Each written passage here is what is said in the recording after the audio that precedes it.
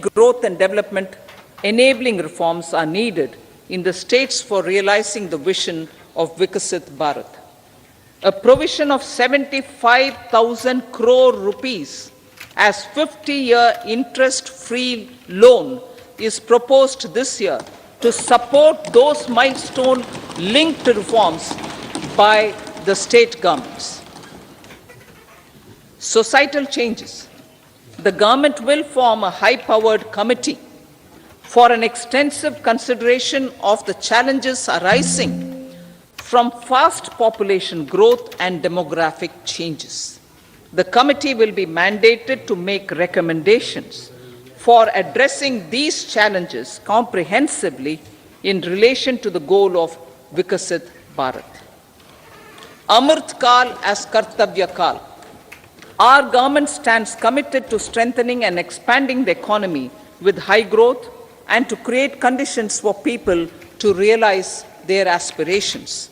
Honorable Prime Minister, in his Independence Day address to the nation in the 75th year of our Republic, said, and I quote, "We commit ourselves to national development with new inspirations, new consciousness, new resolutions as the country opens up immense possibilities and opportunities. It is our Kartavya Kal." Unquote. Every challenge of the pre-2014 era was overcome through our economic management and our governance. These have placed the country on a resolute path of sustained high growth. This has been possible through right policies, true intentions, and appropriate decisions. In the full budget in July, Honorable Speaker, our government will present a detailed roadmap for our pursuit of Vikasit Bharat.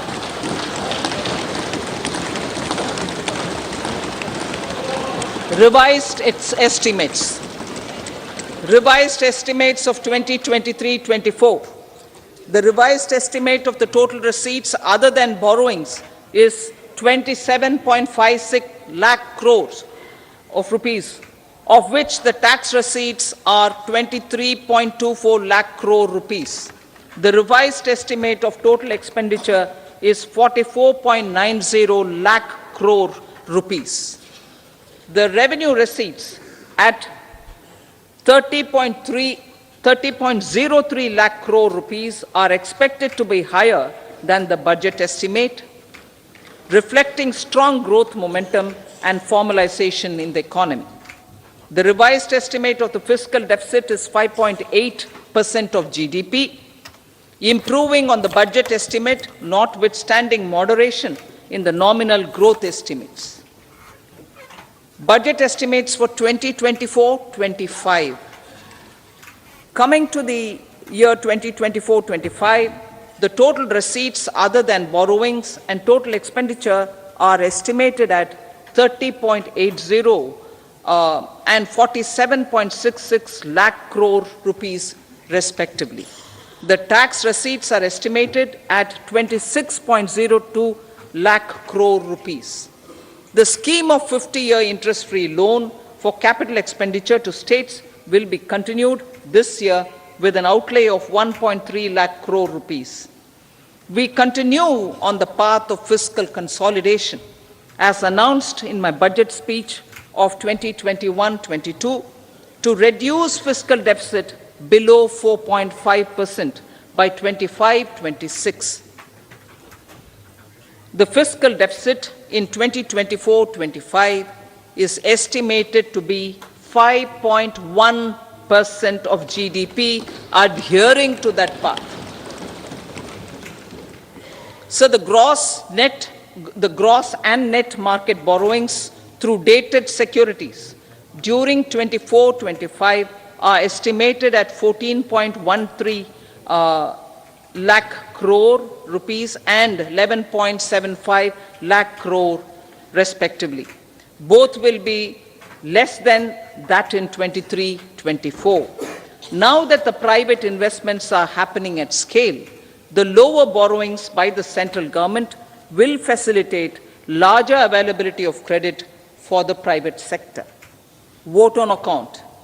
I'll be seeking vote on account approval of the Parliament through the appropriation bill for a part of the financial year 2024-25. I will now move to Part B. Honourable Speaker, sir, over the last 10 years, the direct tax collections have more than trebled and the return filers swelled 2.4 times. I would like to assure the taxpayers that their contributions have been used wisely for the development of the country and welfare of its people.